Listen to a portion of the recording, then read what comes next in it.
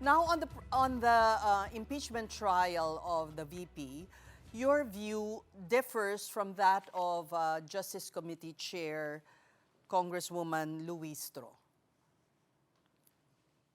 Well, wala pa naman hong pinal na pinal, no, na posisyon po yung prosecution panel dito po sa bagay na ito. Kasi syempre, sa dulo man po, it is not for the prosecution panel to make a determination. No, it is ultimately the Senate Impeachment Court and the senator judges as to, firstly, whether they will allow a detained senator judge to participate and vote, and secondly, on what the actual threshold vote to convict should be. No? But we will syempre defer to what the Senate President pro tempore already stated, na at the moment, titingnan pa rin ho nila yung 16 votes to convict. And again, from then up until today, 16 votes pa rin naman po yung pinaghahandaan po naming mga boto to convict the Vice President.